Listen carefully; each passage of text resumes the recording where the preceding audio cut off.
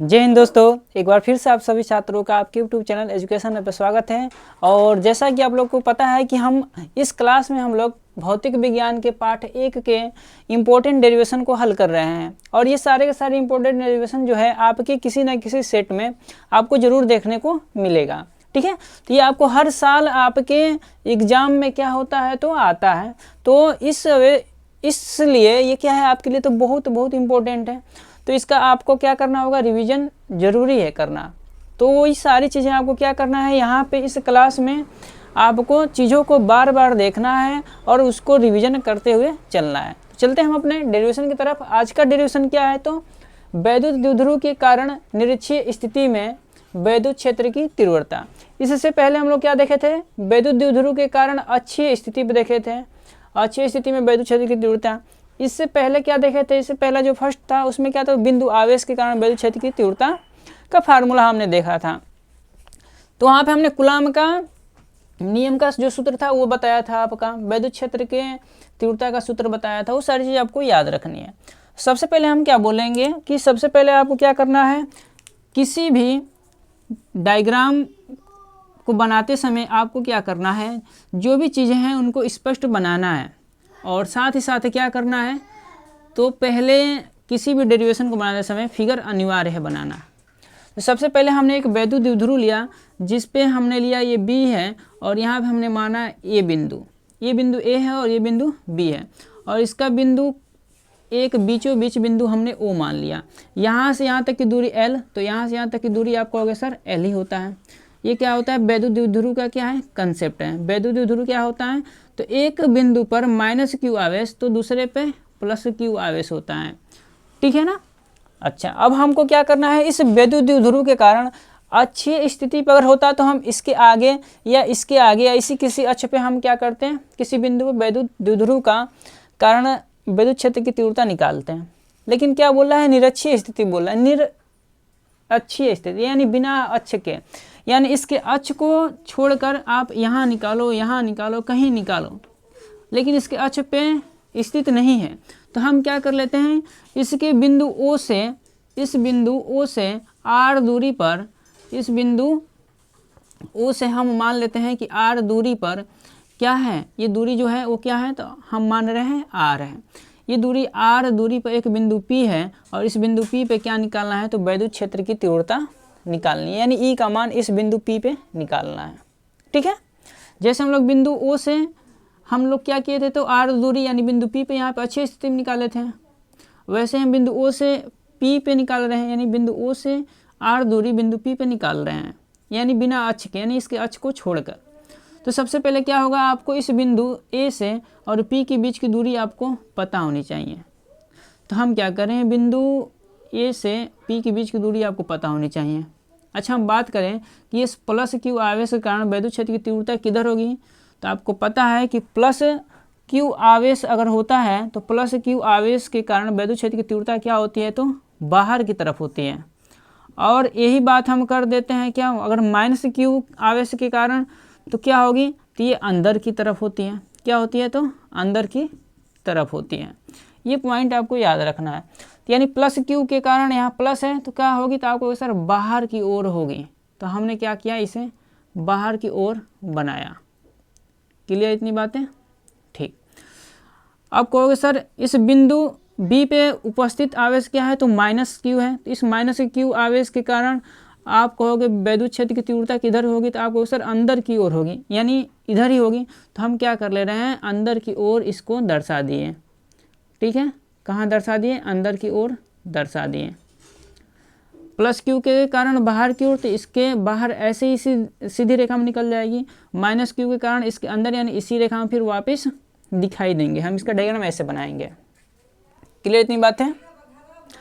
अब बात ये आती है कि सर इसकी वैद्युत क्षेत्र की तीव्रता तो इधर ई इधर जा रहा है, इसका ई इधर आ रहा है, यानी कहें तो E1 जो है, यानी ई इसका जो है ये इधर जा रहा है, इसका जो ई है वो इधर आ रहा है। हम बोले तो इसको E1 ले लो, इसको E1 ले लो, तो इसको कहोगे सर आप E2 ले लो, कोई दिक्कत नहीं है।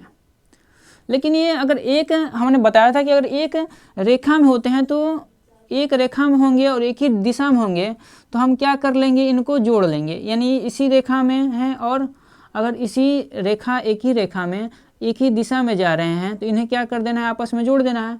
लेकिन जैसे ये विपरीत दिशा में हो जाते हैं, एक ही रेखा पर रहें, तो इसे क्या कर देते हैं, आपस में हम घटा देते हैं। तो ये एक रेखा में तो है नहीं, जब एक रेखा में नहीं है तो ये ना घट ही पाएगा ना जोड़ ही पाएगा। तब क्या करेंगे, तब उस स्थिति में हम क्या करेंगे, इसके घटक लेते हैं। क्या लेते हैं, इसके घटक लेते हैं और इसके दो घटक आते हैं, एक ऊर्ध्वाधर और एक क्षैतिज। तो अगर हम बोले इसके आप क्षैतिज घटक लोगे तो आप कहोगे सर ऐसा इसका क्षैतिज घटक होगा और इसका ऊर्ध्वाधर ऐसा होगा। क्लियर है, आप कहोगे जी सर। यानी ये इसका हो गया क्षैतिज घटक, किसका, तो ई का, E1 का। क्लियर है, यहाँ पे बिंदु P है, ठीक है। अच्छा, वैसे ही अगर हम बात करें, देखिए क्षैतिज जो घटक होती है ना, ये क्षैतिज घटक, इसे ही हम लोग क्या करते हैं, इसे ही हम कोण देते हैं। या भी हम E2 का भी बना लें इसके साथ साथ। तो अगर E2 का आप बनाओगे तो E2 का क्षैतिज घटक यहीं पर आएगा, इसी रेखा पे क्या होगा, E2 का भी क्षैतिज घटक आएगा। और लेकिन इसका ऊर्ध्वाधर घटक कहाँ हो जाएगा, तो आप कहोगे सर नीचे की तरफ हो जाएगा, नीचे की तरफ हो जाएगा। तो यहाँ पे E2 का हो जाएगा, ये E2 है, नीला जो पेन है ना वो E2 के लिए है, ब्लैक वाला किसके लिए है, E1 के लिए। तो जो ऊर्ध्वाधर घटक होता है उसको हम लोग लिखते हैं क्या, E1 साइन थीटा। और ये भी ऊर्ध्वाधर है तो इसको लिखेंगे क्या, E2 के लिए है तो लिखेंगे E2 साइन थीटा। लेकिन यहाँ पे क्या लिखेंगे आप, तो कहोगे सर जो ब्लू वाला है वो किसके लिए है, तो वो ब्लू वाला है जो वो किसके लिए है, तो आप कहोगे सर E2 के लिए है। तो यानी ये लिखेंगे E2 कॉस थीटा। और बात करें यहीं पे हमारा E1 भी है तो इसके लिए भी तो लिखना पड़ेगा, तो E1 लिखेंगे E1 कॉस थीटा। इतनी चीज़ें क्लियर है। हम क्या करते हैं, E1 का ऊपर लिख देते हैं, E1 कॉस थीटा ऊपर लिख दिए और E2 कॉस थीटा को हम नीचे लिख देते हैं और थोड़ा इधर बना देते हैं जिससे आपको स्पष्ट दिखाई दे, E2 कॉस थीटा। आपको सर आपको कैसे पता है कि यहाँ पे ही कॉस थीटा आएगा, तो हम बता रहे हैं आपको कैसे, एक और ट्रिक बता रहे हैं कैसे आपको कॉस थीटा कैसे बनाना है। वहाँ पे देखिए, अगर दो समांतर लाइन अगर जा रही हैं ऐसे, अगर कोई दो समांतर लाइन ऐसे जा रही हैं और इसको अगर हम किसी अन्य रेखा से प्रतिच्छेदित करेंगे तो इसका ये कोण जो होता है, ये वाला जो कोण होगा ना, इस कोण के क्या होता है, बराबर होता है। किस नियम से, तो अंतः एकांतर कोण के नियम से। देखो अगर इसको हम आगे की तरफ बढ़ाएं और इसे आगे की तरफ बढ़ाएं तो यहाँ पे जेड बनता हुआ दिखाई देगा। देखो यहाँ जेड बन रहा है ना, आपको जी सर जेड बन रहा है, तो जेड जहाँ बनता है ना वो क्या होते हैं, वो कोण क्या होते हैं, आपस में बराबर होते हैं। अगर हम यहाँ पे थीटा कोण लेते हैं तो यहाँ पे भी कोण क्या बनेगा, कहोगे सर थीटा। अगर यहाँ पे भी कोण हम थीटा लेंगे तो यहाँ पे भी जो कोण बनेगा वो भी बनेगा थीटा। इसलिए जहाँ कोण थीटा बनेगा वहाँ पर हमारा कॉस थीटा आता है। जहाँ कोण नहीं बनता है, यानी जो यहाँ पर कोण हम थीटा नहीं लेते हैं, वहाँ पे हमारा लेंगे क्या, साइन लेंगे। यानी जहाँ कोण थीटा दिखाई दे देगा उसको वो घटक आप कॉस के पक्ष में लेना है, और जहाँ कोण नहीं दिखाई देगा कुछ भी, वो साइन के पक्ष में लेना है। ठीक है ना। तो ये फिगर के बारे में आपको फुल जानकारी हमने क्या हुआ, दे दिया। अब चलते हैं हम लोग, फिगर जैसे ही बनती है तो हम लोग क्या लिखते हैं, थ्योरी को लिखते हैं। तो थ्योरी लिखना स्टार्ट करते हैं। देखिए थ्योरी क्या लिखना है आपको, तो थ्योरी में आपको लिखना है क्या, पहले फिगर बनाना है आपको पेपर में। माना AB एक, देखिए माना AB क्या है, एक वैद्युत द्विध्रुव है, वैद्युत द्विध्रुव, वैद्युत द्विध्रुव है,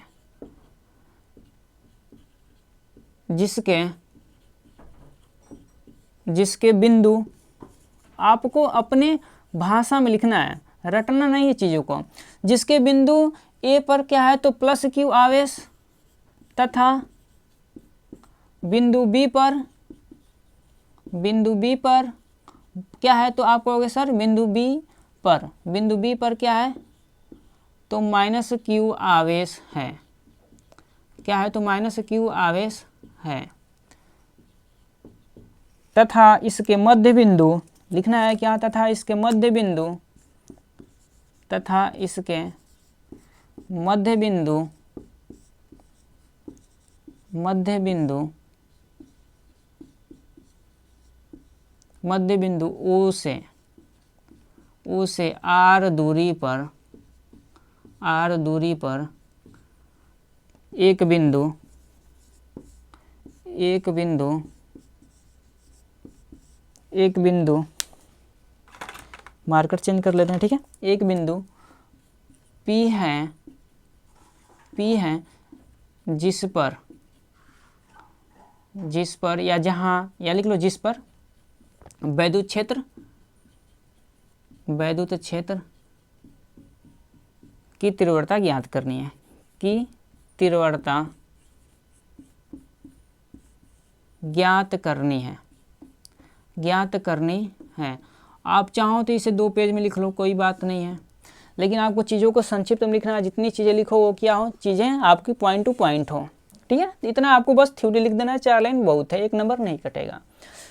अब आपको पता है कि जब हम लोग क्या करते हैं, अगर वैद्युत कूलाम के नियम के अनुसार आपको बताए थे कि अगर बल निकालना हो तो क्या होता है, formula 1/4 pi epsilon not Q1 Q2 और बटे में क्या था तो r² था। और वैद्युत क्षेत्र का निकाले थे तो फार्मूला कल ही निकालो आए थे ना आपसे, 1/4 पाई एप्सिलॉन नॉट और क्या था तो यहाँ पे Q था और बटे में क्या था तो r² था।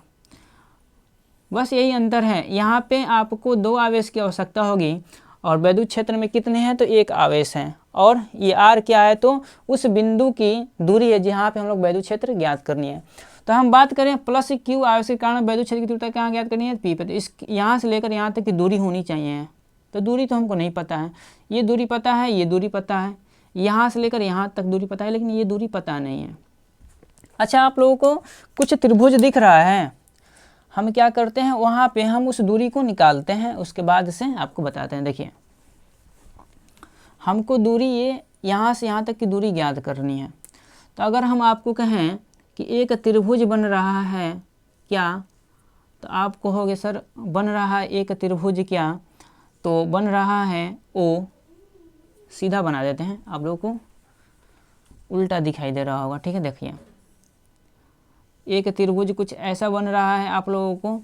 देखो यहाँ पे बिंदु क्या है, P है, और यहाँ पे बिंदु क्या है तो आप कहोगे सर A है, और यहाँ पे बिंदु O है, और यहाँ पे 90 डिग्री है ना, ये क्या है 90 डिग्री, यानी समकोण है इधर भी दोनों तरफ। क्लियर है। हम बोले कि ये दूरी ज्ञात करो तो कहोगे सर ये तो कर्ण है ना, और ये दूरी कितनी है यहाँ से यहाँ तक, कहोगे सर L है, और ये दूरी कितनी है तो कहोगे R है। तो पाइथागोरस प्रमेय लगाइए, और पाइथागोरस प्रमेय से आप क्या करिए दूरी निकाल लो। तो आप कहोगे सर पाइथागोरस बराबर होता है, प्रमेय बराबर कर्ण का स्क्वायर बराबर लंब का स्क्वायर प्लस आधार का स्क्वायर। आप चाहो तो ये सारी चीज़ें आप डेरिवेशन यहाँ दिखा सकते हो, या आप डायरेक्ट भी लिख दो, कोई दिक्कत नहीं है। तो कर्ण स्क्वायर इक्वल टू लंब स्क्वायर प्लस आधार स्क्वायर, ये क्या होता है तो पाइथागोरस प्रमेय का फार्मूला है।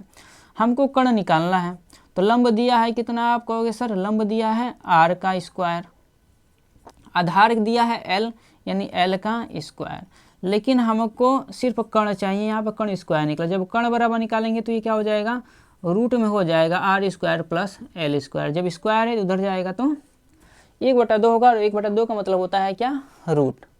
तो यानी हमको यहाँ से यहाँ तक दूरी कितनी निकल कर आई, तो आप कहोगे सर निकल के आई है कितनी, रूट में r² प्लस में L²।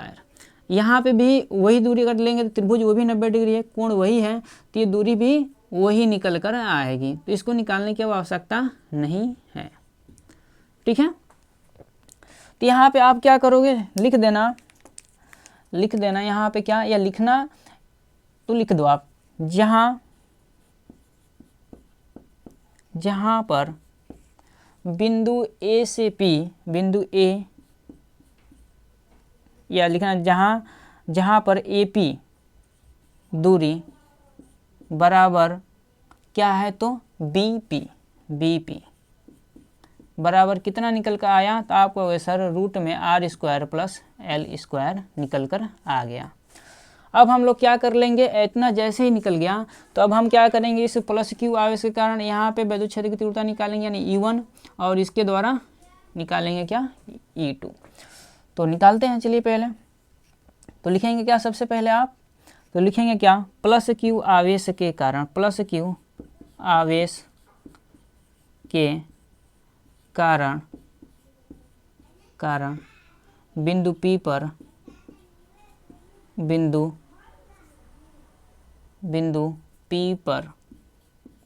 P पर वैद्युत क्षेत्र, देखो हम फुल डिटेल करा रहे हैं आपको चीज़ें, वैद्युत क्षेत्र जिससे आप पेपर में लिख भी दो, एक नंबर नहीं कटेगा। तो प्लस क्यू आवेश के कारण बिंदु P पर वैद्युत क्षेत्र बराबर आपको सर E1 माने हम, यानी E1 equal to 1/4 pi epsilon nought, और क्या होगा Q बटे में R स्क्वायर, दूरी कितनी है तो R स्क्वायर के जब हम कितना लिखेंगे, रूट में लिखेंगे कितना, तो R के जवाब कितना लिखना है, R square plus L square, लेकिन ये दूरी जो होती है वो स्क्वायर में होती है तो स्क्वायर भी हमारा लिखना है यहाँ पे।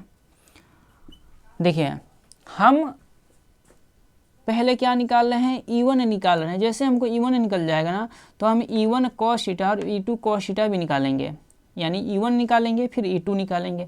जैसे E1 E2 निकल जाएगा तो हम क्या करेंगे, दोनों को जोड़ देंगे। कौन से घटक को जोड़ेंगे, देखिए ये दोनों दूरी क्या हो गई है, सॉरी दोनों वैद्युत क्षेत्र क्या होगी, एक रेखा पर आ गई है ना और एक दिशा में है, तो ये क्या होंगी, आपस में जुड़ जाएंगी। हम लोग जैसे अच्छे पे किए थे तो क्या किए थे, तो दोनों को घटाए थे ना, यहाँ पे क्या होंगे, दोनों जुड़ जाएंगे, ठीक है ना।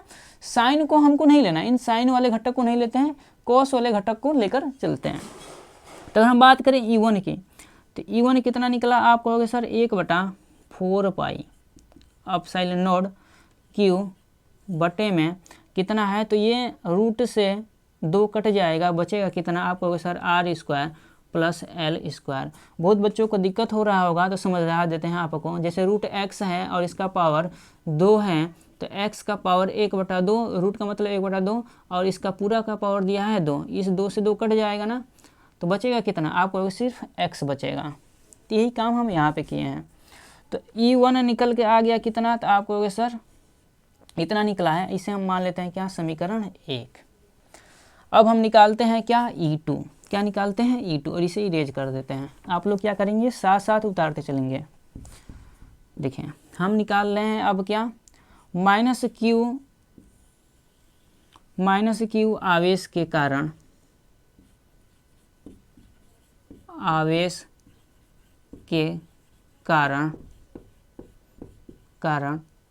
बिंदु P पर वैद्युत क्षेत्र,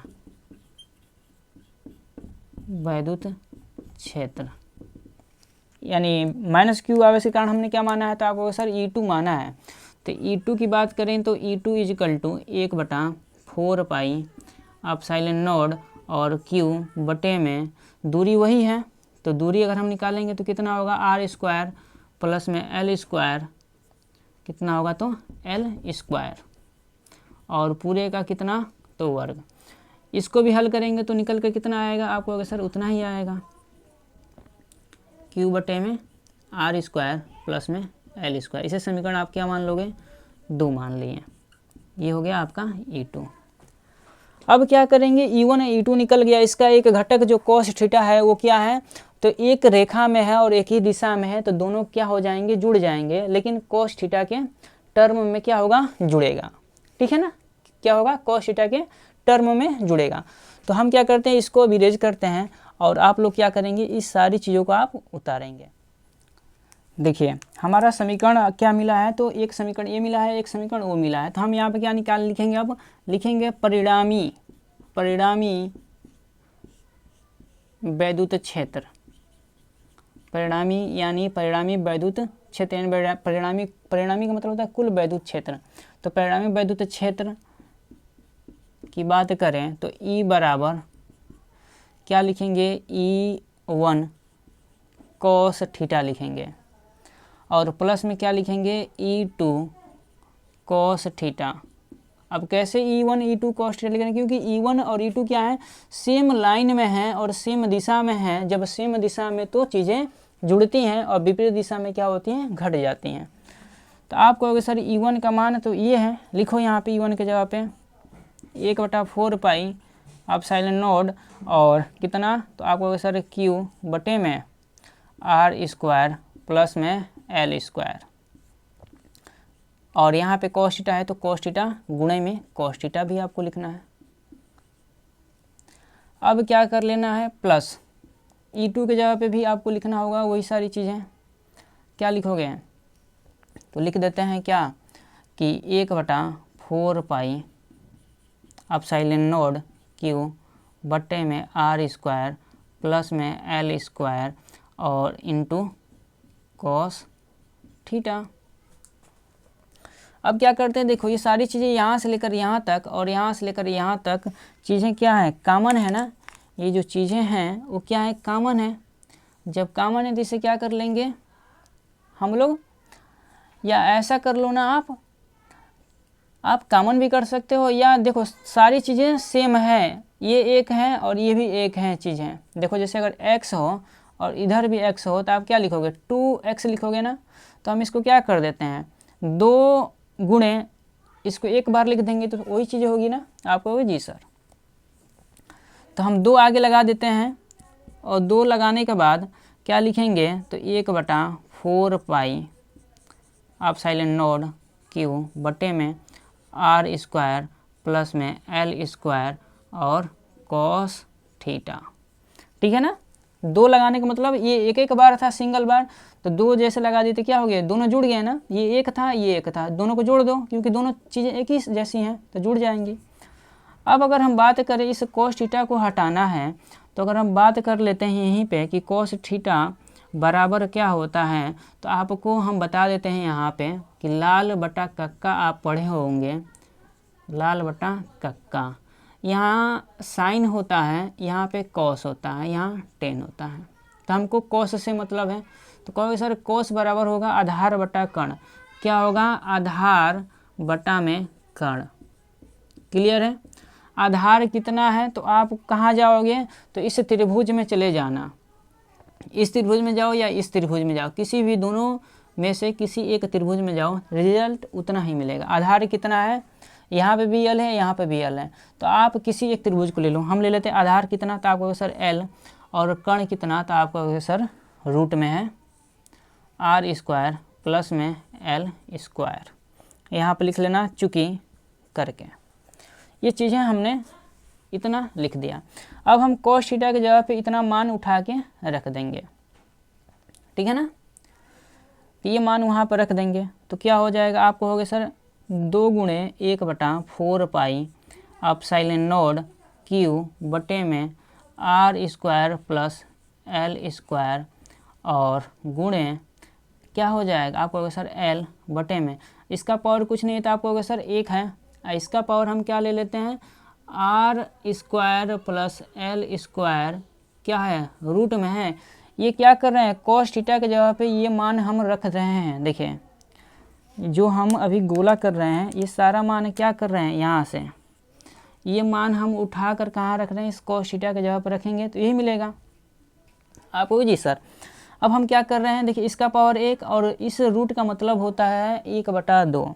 तो अगर हम इसे लिखें तो कुछ इस प्रकार भी लिख सकते हैं क्या, देखिए एक लाइन यहीं चलते हैं, 1/4 पाई एप्सिलॉन नॉट Q बटे में इस 2 को क्या करो गुणा कर दो, यानी कहोगे सर Q इंटू 2L लिख सकते हैं।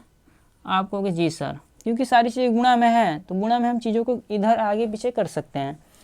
और R स्क्वायर प्लस में L स्क्वायर का पावर 1 गुणा में कितना, तो आप कहोगे सर ये L का गुणा कर दिया, यहाँ बचा 1 और यहाँ बच गया का रूट में है तो हम रूट को हटा देंगे तो कितना लिख सकते हैं, रूट की जगह पे 1/2 लिख सकते हैं। इसके आगे हल करते हैं हम लोग। अब थोड़ा सा यहाँ हल करेंगे फिर आगे हल करेंगे। देखिए आप लोग साथ ही साथ क्या करेंगे, रोक रोक के चीज़ों को उतारते चलेंगे। अच्छा इस गुणा में क्या होती है, पावर जुड़ जाती है, तो आपको सर यहाँ पावर 1 यहाँ पावर 1/2 कितना हो जाएगा। हम आपको ट्रिक बताए हैं कि जब 1/2 में 1 जोड़ना हो तो इन दोनों को आपस में जोड़ो, कितना, तो 3/2। शॉर्ट वीडियो डाले हैं उसको आप लोग देखेंगे ज़रूर। कि 1/2 में जब 1 जोड़ना हो तो क्या करना है, अंश और हर को आपस में जोड़ दें, यानी 3/2 हो जाएगा। तो हम इसके जगह पे कितना लिखेंगे, 3/2 लिखेंगे। ठीक है, तो हमारा जो मान निकल कर आया है किसका, तो ई का जो मान निकल कर आया 1/4 pi epsilon not Q into 2L के जगह पे हम क्या लिख सकते हैं, आप कहोगे सर P लिख दो ना, क्योंकि P बराबर क्या होता है, वैद्युत द्विध्रुव में हमने कल ही बताया था आपको कि वैद्युत द्विध्रुव यानी P बराबर होता है क्या, Q इंटू 2L होता है। ये सूत्र है वैद्युत द्विध्रुव आघूर्ण का। अच्छा, आगे हल करते हैं, तो इसके जगह पे हम लिख दिए क्या, P लिख देते हैं। क्या लिख देते हैं, P लिख देते हैं।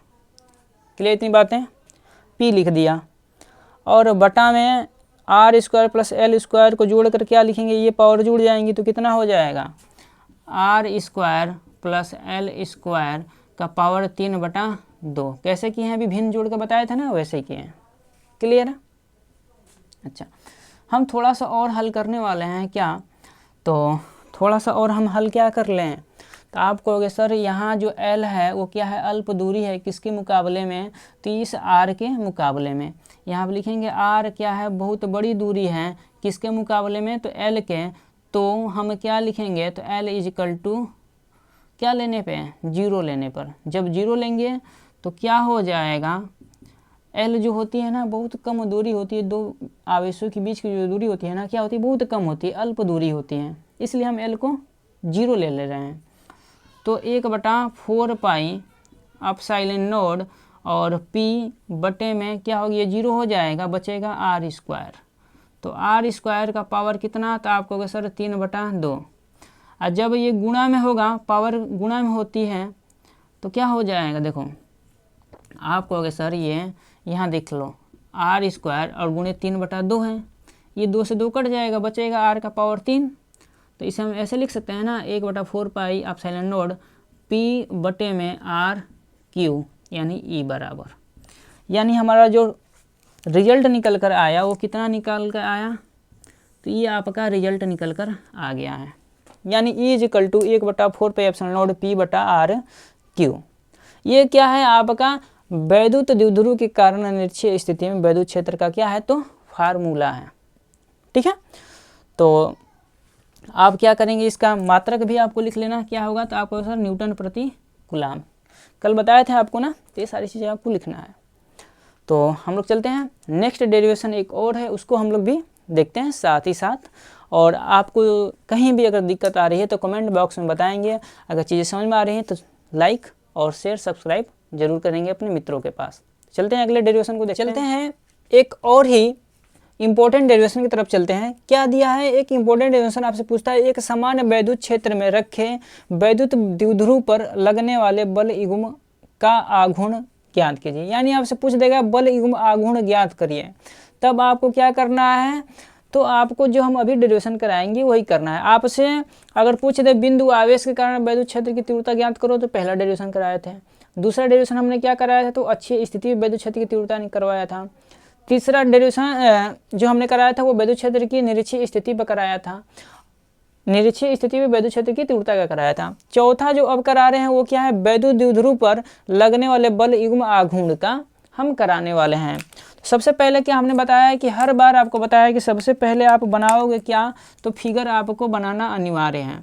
तो फिगर हमने बनाया कि ये क्या है, तो एक समान वैद्युत क्षेत्र हम बना रहे हैं। यहाँ पे ये एक समान वैद्युत क्षेत्र हमने बना रहे हैं। देखिए ये क्या है, एक समान वैद्युत क्षेत्र है। ठीक है, ये क्या है, तो एक समान वैद्युत क्षेत्र हमने मान लिया। आप कहोगे जी सर ठीक है। अब हम क्या करते हैं, यहाँ पे एक क्या करें, वैद्युत द्विध्रुव रख रहे हैं। वैद्युत द्विध्रुव का मतलब क्या है, तो आपको पता है ना वैद्युत द्विध्रुव क्या होता है, कि जिसके एक बिंदु पर +q आवेश हो और दूसरे बिंदु पर -q, लेकिन दोनों बिंदु आवेश क्या होने चाहिए, दोनों बिंदुओं पर जो आवेश हो क्या होने, समान परिमाण के होने चाहिए, समान मान के होने चाहिए, लेकिन उनकी जो प्रकृति हो क्या हो, वो अपोजिट हो। यानी यहाँ पे प्लस हमने माना तो यहाँ पे आप कहोगे सर माइनस मान लो। क्या मान लो, माइनस मान लो। ठीक है, यहाँ पे हमने मान लिया A और यहाँ पे मान लेते हैं बिंदु B। आप कहोगे ठीक है सर। यहाँ पे बिंदु क्या है, तो आपको सर ओ है, और यहाँ से यहाँ तक की दूरी आप सभी को पता है कितनी होती है वैद्युत द्विध्रुव में, तो आप कहोगे सर 2L होती हैं। कितनी होती है, तो 2L होती हैं।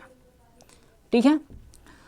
अब जो वैद्युत क्षेत्र होता है, इस वैद्युत क्षेत्र के कारण जो बल लगेगा इस प्लस क्यू आवेश पे, वो किधर लगेगा, तो वैद्युत क्षेत्र की तरफ लगेगा। किधर लगेगा, यानी वैद्युत क्षेत्र की तरफ लगेगा। अगर हम बात करें यहाँ पे इस बिंदु ए पर लगने वाला बल, यानी इस बिंदु ए पर लगने वाला बल की बात करें F इजिकल टू, तो F कहाँ होगा, तो इधर की तरफ लगेगा। लेकिन हम बात कर लें इस यहाँ पे, तो वो कैसे लगेगा, देखिए यहाँ पे जो बल लगेगा वो इस डायरेक्शन में लगेगा, लेकिन यहाँ पे जो बल लगेगा वो कहाँ लगेगा, तो इसके अपोजिट डायरेक्शन में बल लगेगा। तो यहाँ बिंदु बी पर जो बल लगेगा कुछ ऐसा लगेगा, और यहाँ पे जो लगेगा वो क्या होगा, तो इस साइड में लगेगा। अब बात आती है फार्मूले की।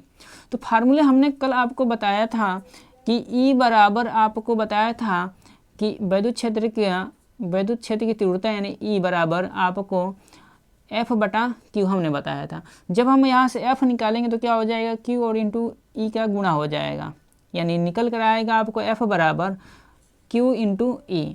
लेकिन यहाँ पे माइनस है तो यहाँ माइनस दर्शाओगे, यहाँ प्लस है तो आप प्लस दर्शाओ। कोई दिक्कत आप कहोगे नहीं सर। तो इतना फिगर आपको बना लेना है। क्लियर इतनी बातें, ठीक है। फिगर जैसे आप बना लो तो उस फिगर के बारे में लिखना होता है।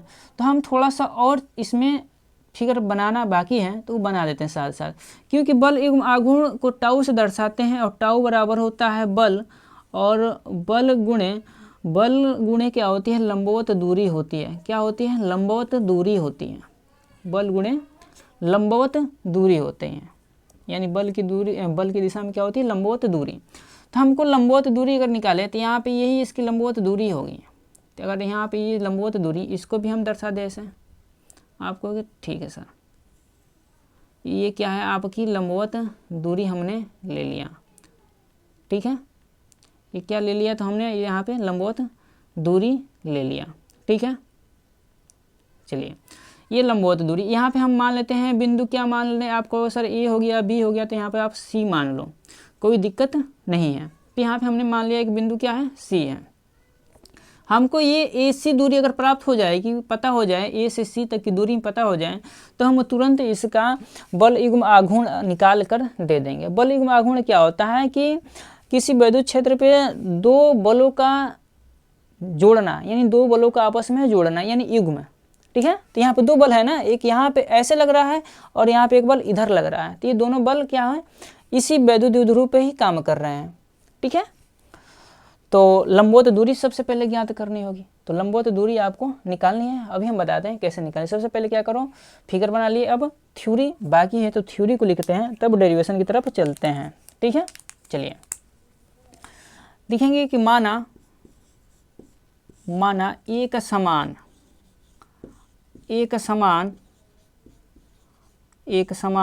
वैद्युत क्षेत्र, एक समान वैद्युत क्षेत्र में एक वैद्युत द्विध्रुव, आप कहोगे सर क्या कौन सा वैद्युत द्विध्रुव, तो एक वैद्युत द्विध्रुव ए बी स्थित है,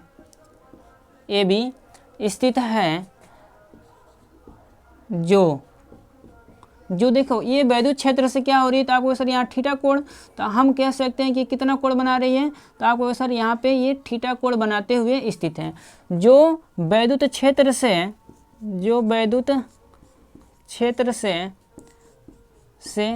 थीटा कोण बनाते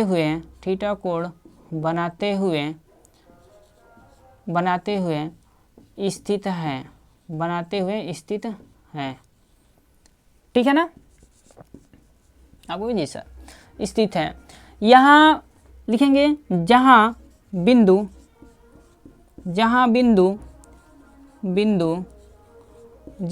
P पर, सॉरी बिंदु P नहीं, बिंदु A पर, क्या लिखेंगे, बिंदु A पर प्लस क्यू आवेश आवेश पर बल प्लस Q इंटू ई तथा आप क्या लिखोगे, बिंदु ए पर प्लस Q आवेश पर बल प्लस Q इंटू ई तथा बिंदु बी पर क्या लिखोगे, बिंदु बी पर कौन सा बल काम कर रहा है, तो बिंदु बी पर बल माइनस क्यू ई है, क्यू इंटू ई है जो बल युग्म आघूर्ण का काम कर रही है, जो बल युग्म है, लिख लेना है, इतना लिख लेना, इतना थ्योरी बहुत है, ठीक है ना, इतना थ्योरी आपके लिए सफिशिएंट है, और इतना लिखना है, बहुत बड़ा चढ़ा के लिखने से कोई फायदा नहीं है, ठीक है। जो बल युग्म आघूर्ण है तब बल युग्म आघूर्ण बराबर लिखेंगे क्या, तब बल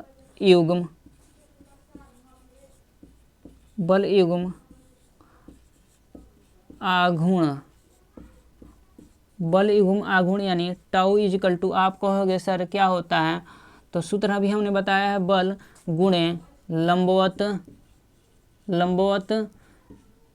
दूरी, क्या होती है, लंबवत दूरी, ठीक है।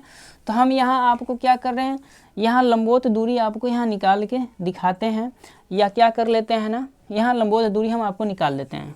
देखो लंबवत दूरी के लिए लिखेंगे त्रिभुज क्या लिखेंगे, ए बी सी में, त्रिभुज ए बी या ए सी बी कर लो, ए सी बी में अगर हम बात करें साइन थीटा, तो साइन थीटा बराबर आप कहोगे सर होता है लंब बटा में कर्ण, तो पूरा लिख लेते हैं आपको, लंब बटा कर्ण, क्योंकि कुछ बच्चे बायो के होंगे जिनको दिक्कत होगी, तो साइन थीटा बराबर लंब बटा कर्ण, तो हम लंब बटा कर्ण कितना रखेंगे, तो आप कहोगे सर लंब जो है ये है AC, तो साइन थीटा लंब कितना है, तो आप कहोगे सर AC है, हमने मान लिया दूरी जो लंब है वो क्या है, तो AC हमने यहाँ पे मान लिया, A से C तक की दूरी हमने AC मान लिया, ठीक है। कर्ण कितना है, तो आपको सर कर्ण ये है, कर्ण क्या है, तो ये है कर्ण, ये क्या है, तो कर्ण है, कर्ण कितना है, तो आपको सर 2L है, आप कहोगे सर 2L है। अगर हमको लंबवत दूरी यानी AC निकालनी है, तो लंबवत दूरी यानी AC बराबर क्या हो जाएगी, इन दोनों का आपस में क्रॉस मल्टीप्लाई हो जाएगा, तो आपको सर 2L साइन थीटा, यानी लंबवत दूरी यानी AC बराबर कितना निकला, 2L साइन थीटा निकला, ठीक है। आप इसको भी लिखना है साथ साथ, ठीक। अब हम निकालते हैं यहाँ पे टाउ इजिकल टू बल यानी F कितना निकल के आया, तो इसमें से कोई भी आप एक बल ले लो, यानी हम प्लस में लेंगे, यानी Q इंटू ई गुणे लंबवत दूरी कितना निकल कर आया, तो आपको सर 2L साइन थीटा निकल कर आया।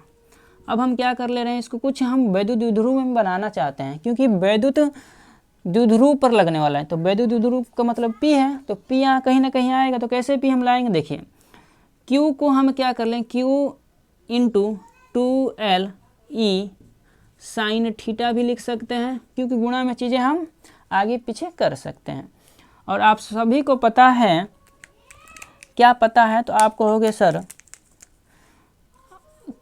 Q इंटू 2L बराबर क्या होता है, तो आप कहोगे सर P होता है, क्या होता है, P होता है।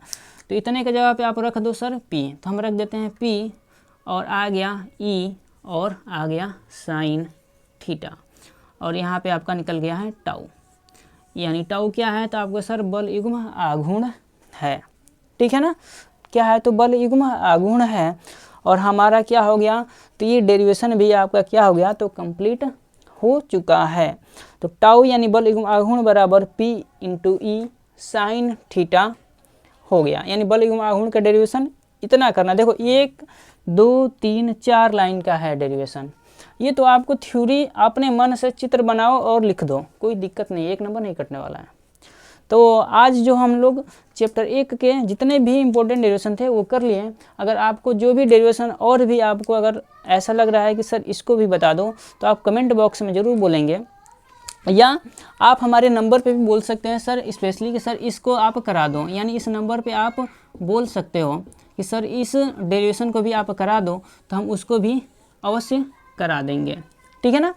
इसके बाद हम लोग गॉस का जो नियम है वहाँ पे हम लोग देखेंगे सारे चीज़ें, यानी चैप्टर 2 को हम लोग जितने डेरिवेशन उसमें भी हैं तो वो सारे डेरिवेशन भी हम लोग देखेंगे, कंप्लीट करेंगे। तो अगर वीडियो आपको अच्छी लगी हो, चीज़ें समझ में आई हो तो लाइक करेंगे और शेयर साथ साथ करेंगे। तो चलते हैं, आज के लिए आप सभी छात्रों का बहुत बहुत धन्यवाद।